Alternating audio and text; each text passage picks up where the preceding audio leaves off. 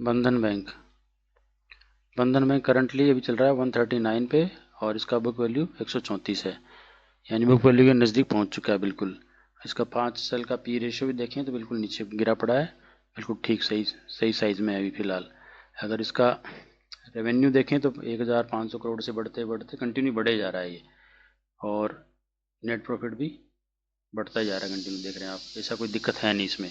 इसमें जो मेन चीज़ है वो देखने वाली ये है कि जैसे मार्च 2021 में इसका रेवेन्यू जो जनरेट हुआ 12,500 से ये हो गया 21,700, ठीक है, लगभग 22। और अगर आप इसको चार्ट में देखेंगे तो कुछ अलग नज़र आएगा। अब मार्च 2021 की बात कर रहे हैं, मार्च 2021 में कितना था, 12,500, यानी यहाँ से लगभग ये 800 करोड़ करीब बढ़ गया है, ठीक है। और इसका अगर मार्च में 21 में देखें तो इसकी रेट क्या चल रही थी, ये यानी 350 का था ये रेवेन्यू, 800 करोड़ बढ़ चुका है, 800 नहीं 8,000 करोड़ बढ़ चुका है। और उसके बाद में ये कहाँ चल रहा है, 135, 138, 36, 37 के आसपास में, ठीक है। तो अब इसमें क्या है कि ये कंटिन्यू गिरे जा रहा है। ये एक ये ट्रेंड लाइन है, इस चैनल में फंसा हुआ है। तो अगर इस चैनल को भी ध्यान से देखो तो इसमें क्या हो रहा है कि इस चैनल के आने के बाद ही वापस जाता है।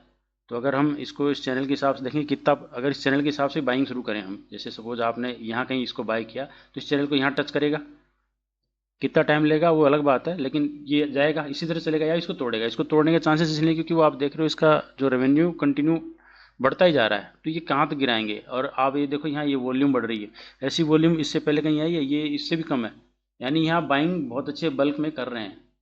तो यानी ये जाना तो है, तो नीचे टूटने के चांसेस तो नहीं है, ऊपर जाने के चांसेस ज़्यादा हैं। तो इसमें इन्वेस्टिंग के लिए देख सकते हैं। अब मैं वैसे बताऊँ इस चैनल के हिसाब से भी देखें तो ये चैनल पहले यहाँ टच किया, सपोज यहाँ टच किया है ये, अगर हम इसको देखें कितना परसेंट यहाँ से गेन दिया इसने, ये आप देखें 51%।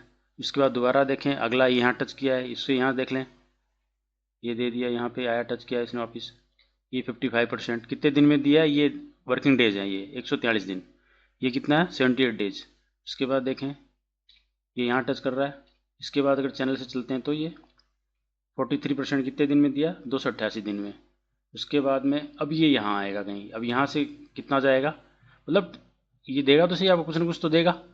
फिलहाल ये चैनल चल रहा है, लेकिन अगर आप इसके हिसाब से चलें, 12,500 से 21,000 हो गया, तो ये अच्छा ग्रोथ देगा आपको। और ये अब ये इसको गिरा रहे हैं कंटिन्यू, इस चैनल में डाल रखा है, ये कंटिन्यू चलते जा रहा है चलते जा रहा है, तो यहाँ कहीं टच होता है इस चैनल के आसपास में तो होता है 100, 110, 20 जहाँ भी मिलता है, क्योंकि अब इसके इसके पीछे इसके आगे तो कुछ है ही नहीं भाई, ये आपका लास्ट था, इसके नीचे गिर रहा है तो ये गिराया जा रहा है ताकि रिटेलर इसमें से निकले हैं। हालांकि रिटेलर वैसे निकल नहीं रहे हैं, फिर भी गिरा रहे हैं, डरा रहे हैं।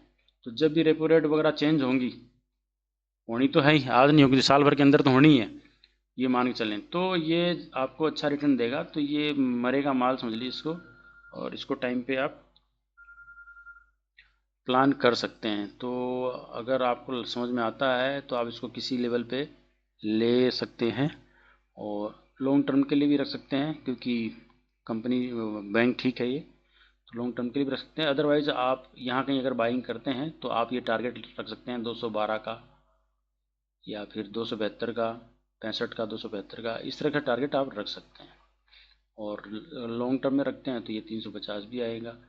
पर वही है कि इस चीज़ का ध्यान रखना, जो मैं बताना चाह रहा हूँ कि किसी भी स्टॉक में 3% प्लस 3%, यानी 3% अगर आपने यहाँ बाय किया तो अगर इसके नीचे आता है तो आपको बाय करना है सिर्फ 3, टोटल 6%, इससे ज़्यादा इसमें इन्वेस्टमेंट नहीं करना है, ताकि आगे आपको झटका न लगे कि कोई ये फंस गया मेरा। क्योंकि क्या होता है कि स्टॉक अच्छा है, लेकिन क्या है एफ आई डी आईज का यही मामला है कि वो फंसाने के लिए क्या है, इसको काफ़ी टाइम तक, मतलब इतना पजल्ट कर देंगे आपको कि 1 साल, 1.5 साल, 2 साल, तो आप परेशान होकर बेच दोगे, क्योंकि बाकी स्टॉक भाग चुके होंगे।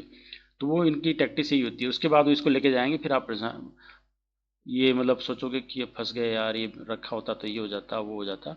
तो अच्छा है कि आप इस लेवल पे बाय करें और इंतज़ार करें, जब आपका टारगेट आएगा तभी इससे एग्जिट करें। Thank you.